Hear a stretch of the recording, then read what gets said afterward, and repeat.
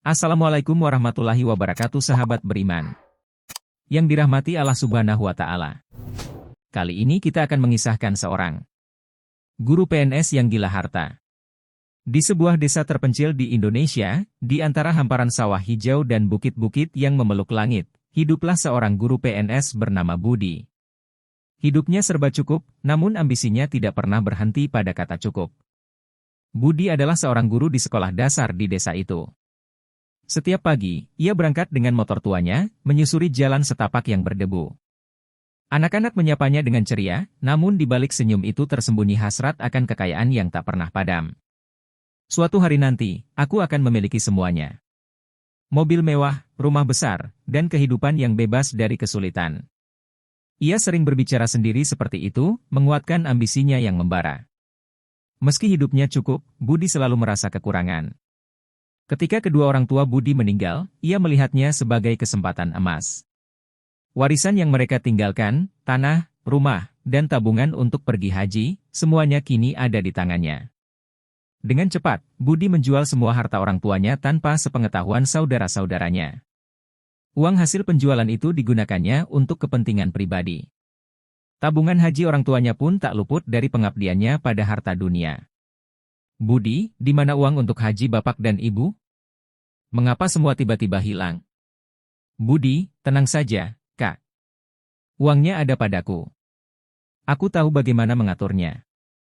Keluarga yang lain mulai curiga, tapi Budi selalu berhasil menenangkan mereka dengan janji-janji manis.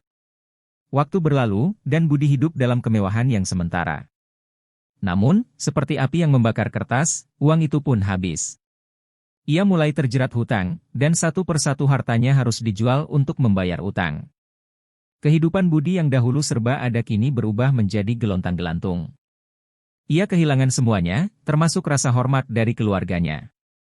Dalam keputusasaan, Budi teringat akan satu hal yang belum ia lakukan, pergi haji. Dengan sisa uang yang ada, ia memutuskan untuk menunaikan ibadah haji, berharap mendapatkan pengampunan atas dosa-dosanya.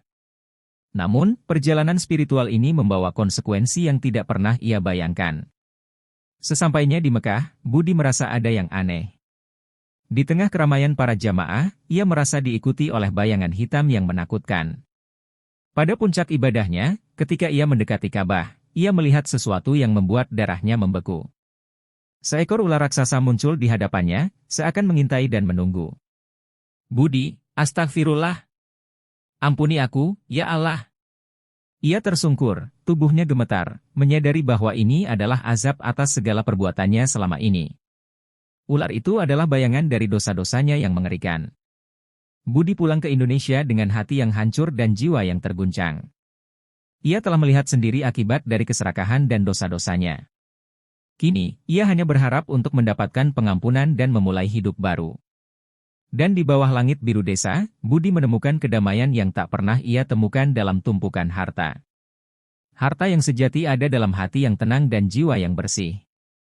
Karena pada akhirnya, harta terbesar adalah ketenangan jiwa dan keberanian untuk menghadapi dosa-dosa kita, mencari pengampunan, dan memulai hidup yang baru. Dan demikianlah, kisah Budi yang mencari harta di bawah bulan purnama, menemukan bahwa harta yang sejati adalah kedamaian di dalam hatinya. Semoga kita semua bisa belajar dari kisah ini, untuk selalu mengutamakan nilai-nilai kemanusiaan dan spiritual di atas segala-galanya.